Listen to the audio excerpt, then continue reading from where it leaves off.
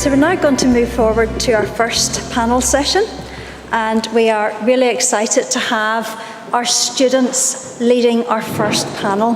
So I'd like to invite Dr. Gift Sotonye-Frank, lecturer in law, who is going to be chairing the panel, and also to our students, Manasa, Femi, and Zahra, who are going to share as panelists and then engage with all of us in a very rich discussion. So please welcome our student voice panel.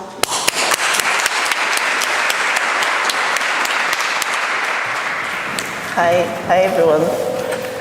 May I just use the opportunity to first of all thank Sherry for her talk today. It resonates in a lot of ways, and I'm just so grateful to connect with you again today. Welcome to everyone as well. Today on our panel we have Femi, Omotoyinbo in the middle, then we have Manasa, extreme, and then we have Zahra here. To begin with, we have Manasa, who will be talking about her experience here in Queen's community, and then we'll move to Femi and talk to Zahra. So I am a lecturer here, just to introduce myself, here in this Queen's and the School of Law, and I've been here for a while as a student, but now as a staff, so I kind of have the benefit of having a student experience and also beginning to experience life as a staff here. So without wasting much time, I want to ask Zahra to tell us a bit about herself and then, share your story. After everyone has shared their story, there will be time for question and answer. Yeah, go ahead. Thank you so much, Gift. So, hi, my name is Manasa, and I am a third-year medical student here at Queen's. I'm from Canada, probably you can tell from my accent, but I was born in southern India, where from there my dad's job kind of took us everywhere. Lived in Bahrain, Dubai, Australia, Amsterdam, and then Canada before I'm here. So just before I begin, I just wanted to say that Queen's has always been very welcoming, and it's, I think it's been a really great kind of environment that it's set up here. But I did want to preface that before we get into the story of it all.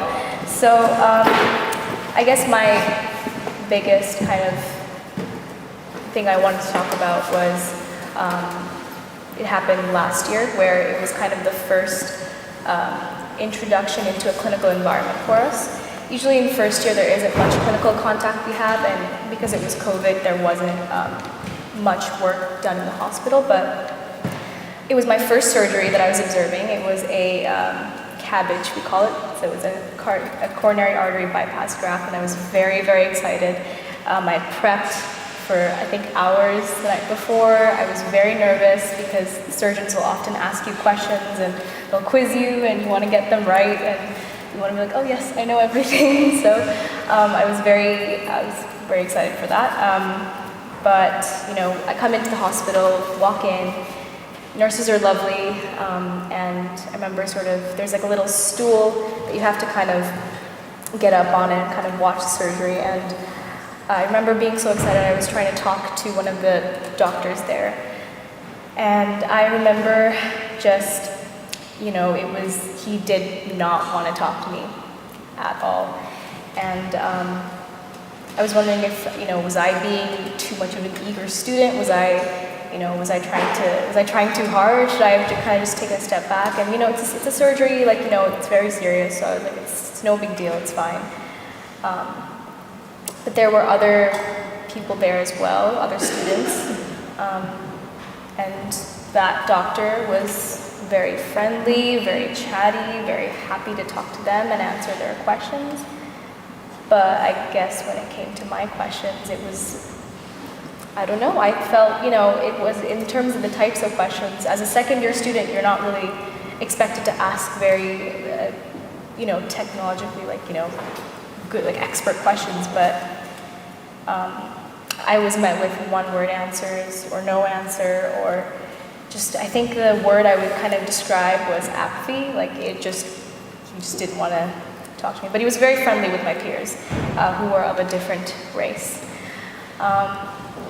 And I kind of remember coming out of it being like, well, now my first kind of surgical experience was awful because it was just, you know, like now I didn't want to ask any questions. And even I'm in my 3rd year now, so I'm fully into placement, very busy. And I kind of can even, whenever I'm interacting with consultants or registrars or whoever it is, I'm always so wary of being like, well, I don't want to intrude. I don't want to, you know, do any of that. But I'm so aware kind of who I am in that space because there's, again, even in our group, there's maybe 2 people of color and I'm one of them. And it's so, like, you're so aware of being like a person of color in that clinical setting, and you don't want to bother anybody, but you also have questions because it's important for your studies as well. So it was just, unfortunately, that's what happened. And, you know, this isn't like the first time I've experienced this either. I think next time I'd gone, again, something similar happened, and I'm in placement now, and it's, you know, little things are happening then too. And I've also unfortunately experienced similar difference in treatment from staff and also unfortunately students as well.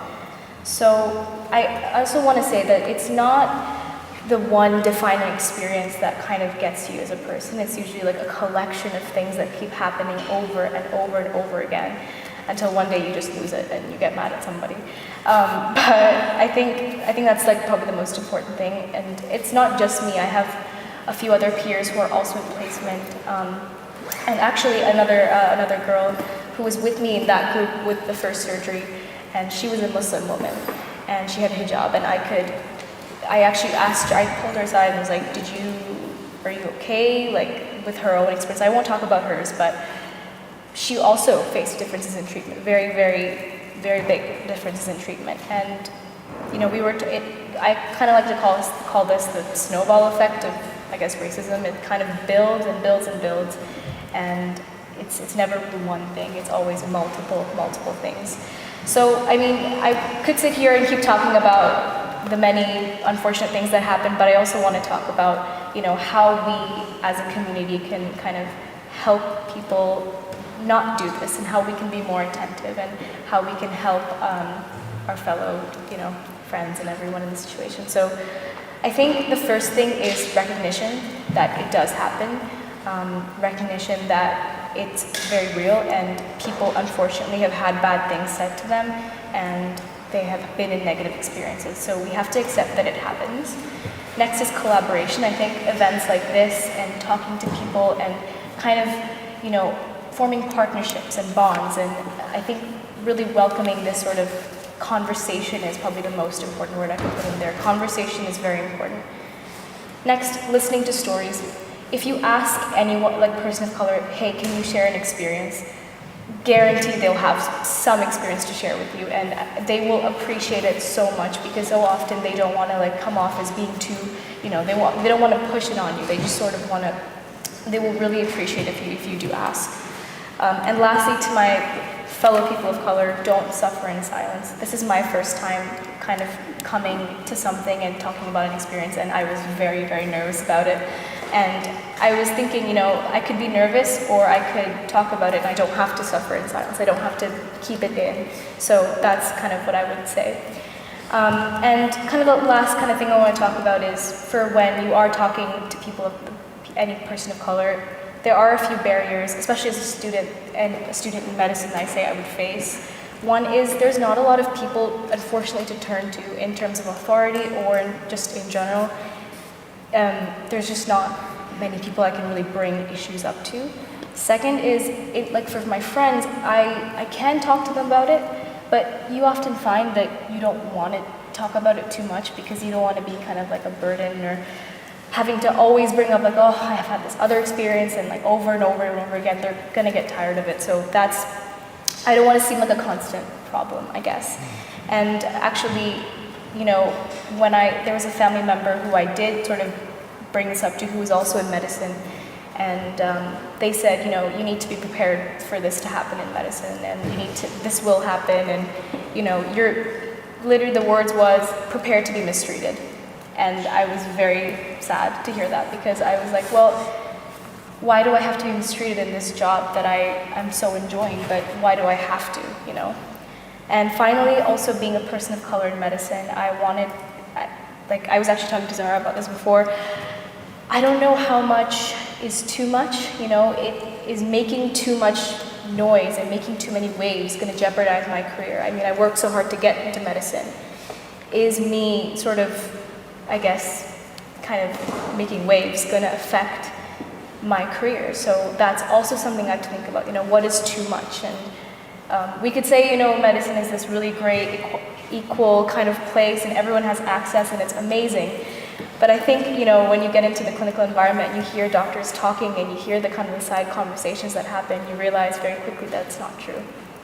But yeah, that's kind of my piece. So thank you very much for listening. I really appreciate it.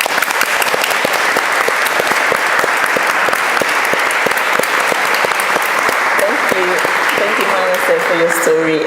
I'm just going to ask Femi to also introduce himself, and then Excuse me. talk about your own story. Okay, yeah. Thank you very much, Gift. And I'm very grateful to the organizers of the program. Thank you for the opportunity to be here. I'm very, very much grateful. And if I have a title for what I want to say, I'm going to call it a multidimensional approach to inclusivity.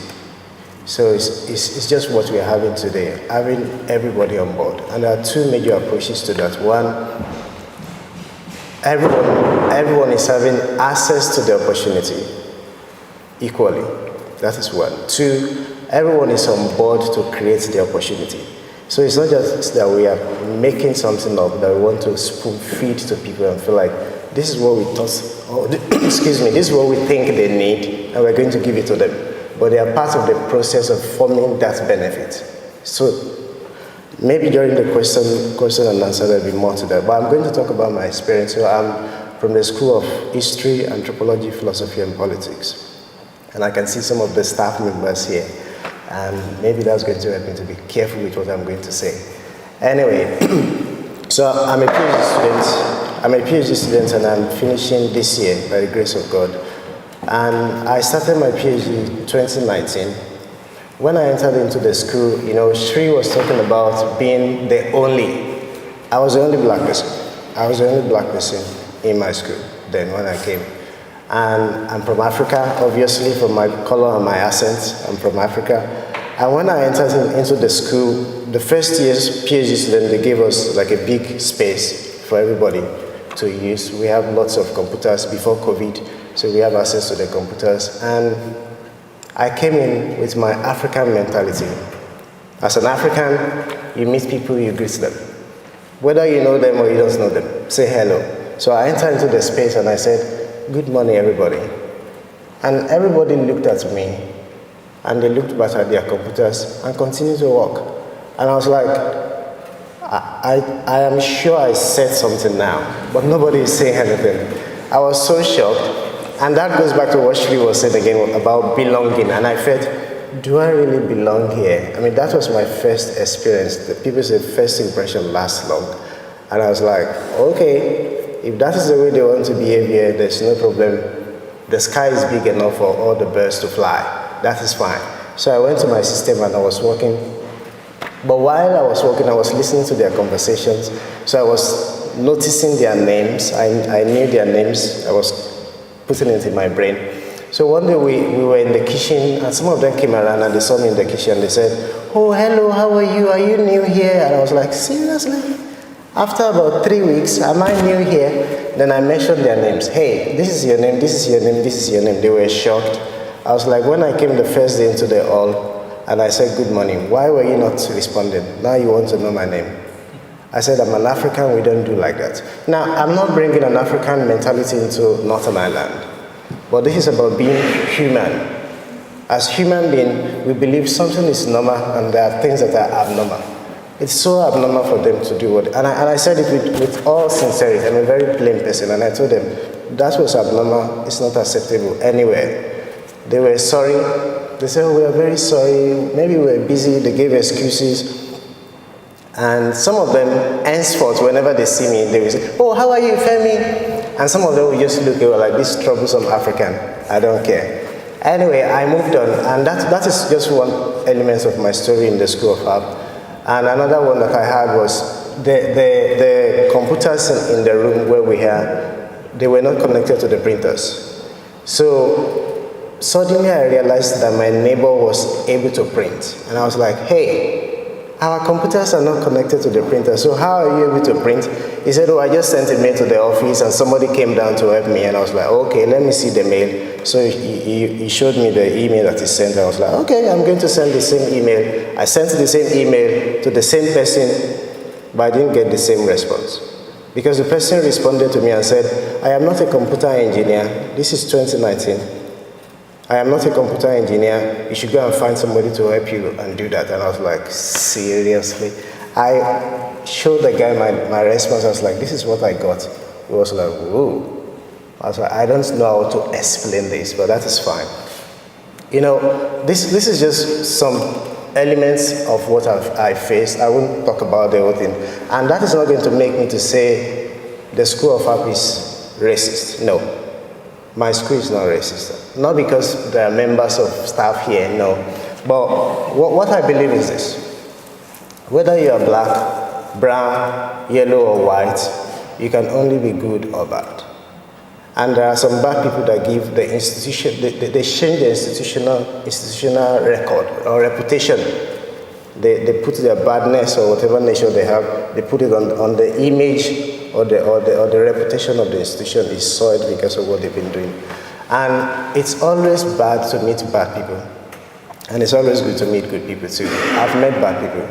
But like people will say, when life gives you lemon, you make lemonade. And people will say, don't be bitter, but be better. So I try my best to be better, not to be bitter.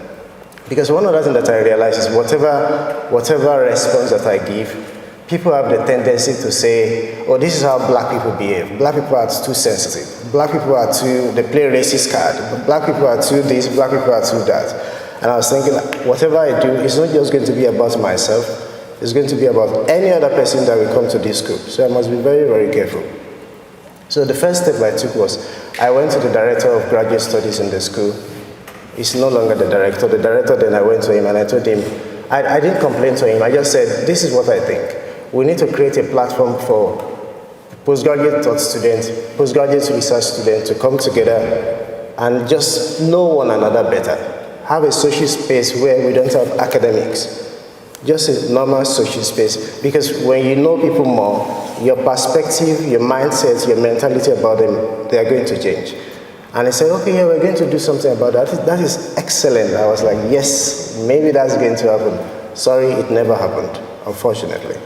And I was thinking, okay, I'm not going to stop there. So there was an opportunity to be a peer mentor in my school. I joined the peer mentor just for me to understand the system in the school and possibly to be able to address, because it's a very subtle challenge. And one thing that I realized on a very sincere note in Northern Ireland, it is a common thing for people to put things under the carpet. Like we just brush it over as if it never happened. And I was thinking, okay, I'm not going to do that. I'm going to find a means of addressing this. So I became a peer mentor.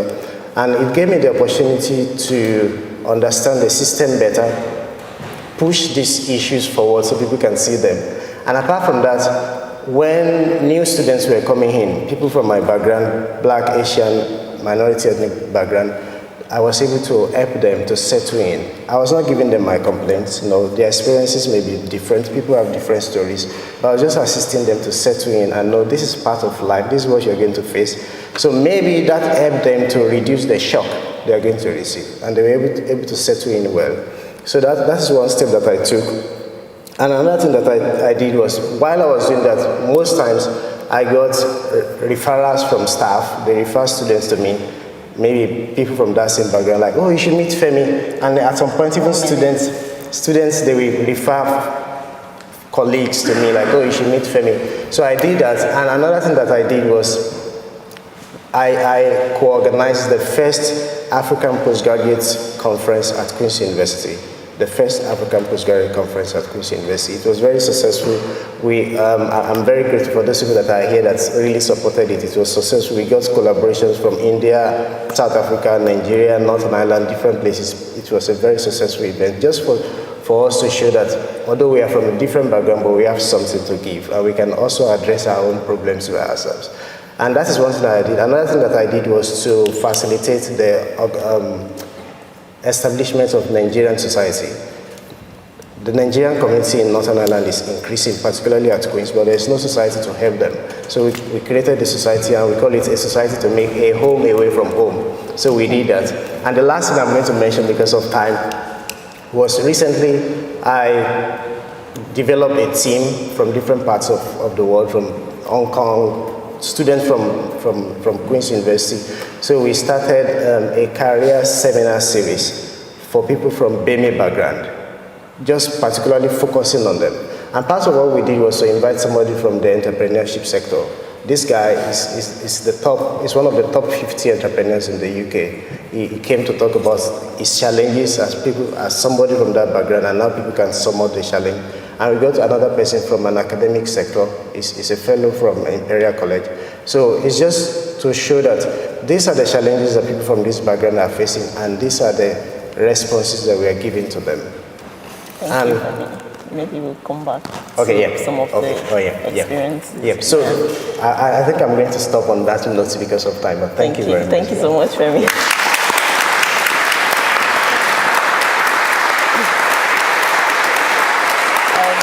So on to you, Zahra. Do you want to introduce yourself? Yeah, I don't know if you can hear me. No. Yeah. I might just talk directly into the mic there. I'm absolutely awful with technology. It's very embarrassing. But hello, my name's Zahra. And it's a bit intimidating to go after these brilliant talks, but yeah, I'll share a bit about my experience. So I identify as British Pakistani. My family are from Lahore in Pakistan, which is on the border between India and Pakistan, and I was born and raised just outside of Manchester. I moved to London when I was 15 years old, and I'm finally a medical student. So Manasa and I have met and complained. And it's just mad to imagine that this time next year I'll be a junior doctor. It's just bizarre. Not because I think I'm incompetent, but because you can finally see an end to these past 5 years. Years that have been academically challenging. You know, from learning a new language and anatomy, coming to terms with all the social, psychological, emotional, and physical elements of living with illness, but also the sacrifices I've had to make. Missing birthdays and events in the lead up to exam season, juggling sleep, revision, and eat food.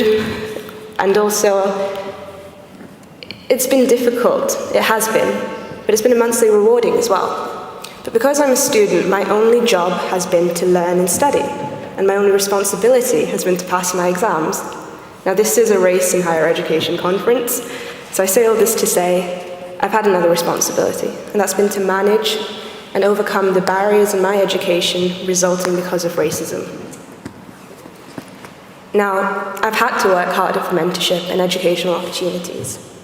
And that's not fair, but it has motivated my interest in challenging inequity and creating a just learning environment that serves to protect and support the students within. So I'll share a little bit about my experience and what I've done since. So my story begins in the summer of 2021. I've just found out, despite online learning in a pandemic, I've passed my second year exams, and starting September, I'll be a third year medical student on the wards in a hospital just outside Belfast. I excitedly told all my friends, some lamented we wouldn't be studying together, some warned me I'd be seeing a lot of farmers, as if that's a scary thing. One friend, also British Pakistani, took me aside and he warned me. He said, "Zahra, be careful. The students in the year above have complained about that hospital. The patients and the doctors are known to be racist. They've complained directly to the university." And I almost laughed, because surely not me. I was born and raised in England. I had that privilege. I spared a thought for international students, was not too concerned for myself.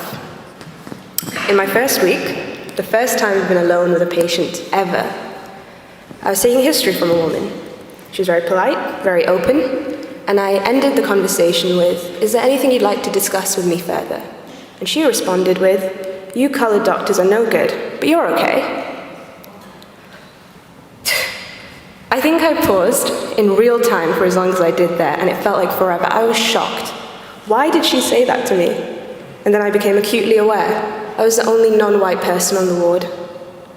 Had she been thinking less of me and people who looked like me this whole time? Why did she feel bolstered to say that to me? And then it came. I was flooded with shame. Shame of being singled out, embarrassed for not being white. So I quickly grabbed my things, I thanked the patient, and I left the ward. I didn't return for the rest of the week. I'd consider that my sensitization event, because after this I noticed that when I was speaking with patients, they'd be very open with the other students and closed off or ignore me. I noticed that doctors wouldn't mentor me or take me for bedside teaching, regardless of how many times I asked. This one doctor in particular would exclude me from clinical discussions, and when I did wiggle my way in, he'd speak to me harshly or tell me off in front of everyone for my contribution. I felt alone. I felt so unsupported and unwelcomed. I started eating less, I started revising more, I started seeing less of my friends and being more afraid to go into placement. But I decided that I'd work harder. I'd be more brilliant than the other students so that I won't, or rather can't, be ignored. And it's very frustrating when you're the first student in and the last student to leave, and patients constantly ask, "Where are you from? Where are you really from? Where are your parents from? Do you enjoy celebrating Hinduism? What religion are you? You speak very good English for someone like yourself, or you're very exotic." Or constantly being referred to as Regina, no matter how many times you remind them, "My name's Zahra." I found out later, of course, that there was an emergency department nurse named Regina, one of the few brown healthcare workers in the whole hospital. So it felt that no matter how competent I was, no matter how hard I worked, no matter how much I cared, nothing changed. So I stopped going into placement. I stopped attending lectures. I stopped reading my textbook. I just stopped caring. And I stopped calling home. My dad, concerned, called me one evening. And he asked cheerfully, "How are you finding the change between online lectures and clinical experience?" And I just burst out crying. I sobbed that it was too difficult. I'm sick of it. I'm fed up. I can't cope anymore. I wish I was born white. Now, you can imagine the guilt that my dad went through for ever having left Pakistan hoping to provide me and my siblings with better education, only for me to experience this.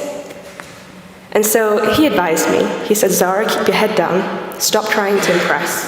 You're here to learn," he reminded me. "Forget the doctors, learn from the nurses, and whatever you do, don't give up." The sentiment's there, but oh my goodness, was I angry at this point. I was fuming.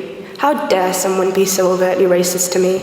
Why must I cancel the preconceptions associated with the color of my skin to prove by virtue of my actions that I'm a good clinician and that I deserve to be here? If the university was aware, why didn't they prepare me? Why was I left on my own? How am I expected to be professional in that environment? And why me? I sat with my anger long enough until she told me her real name was grief. This is a quote from C.S. Lewis, and it's a bit twee, but it's true. I was grieving. I was grieving that experience, and it had become trauma before I even realized. So I followed my dad's advice. I kept my head down. The nurses welcomed me, but I was still so jealous of the other students. But I carried on. I tried to imagine it was all okay. It wasn't until a couple of months later I was making small talk with my supervisor, and I mentioned my experience. And he was a bit taken aback. He invited me into his office to let me talk. And it's the first time someone in a position of power had taken me seriously. And it felt amazing to be heard, to be empathized with, and to have my own space. But I never complained about those doctors. I never complained about their harsh treatment or their lack of mentorship. I was afraid. Afraid that I wouldn't be taken seriously, that I'd be deemed too difficult to work with or too entitled as a medical student. I was afraid they'd lose their jobs. That's not my intention. So nothing changed. But this experience changed everything for me. I've since been placed in multiple different wards in 6 different hospitals across Northern Ireland. I think I'm one of the only medical students that's been to almost all the trusts. And I start every placement expecting to be unwelcomed, unsupported, expecting to work harder than my white counterparts for educational opportunities that aren't guaranteed. And race becomes the center part for a lot of my conversations. And whenever I reflect on my first week in 3rd year, I think, So many students have come forward, yet there's been no progressive change. Am I running out of time there?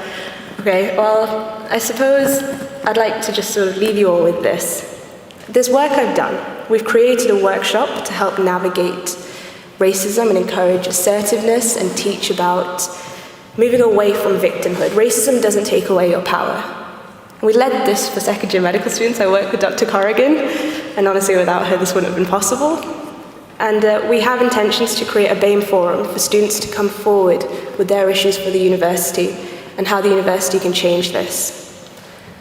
And yeah, I mean, we're met with a lot of barriers, but we're also met with a lot of success.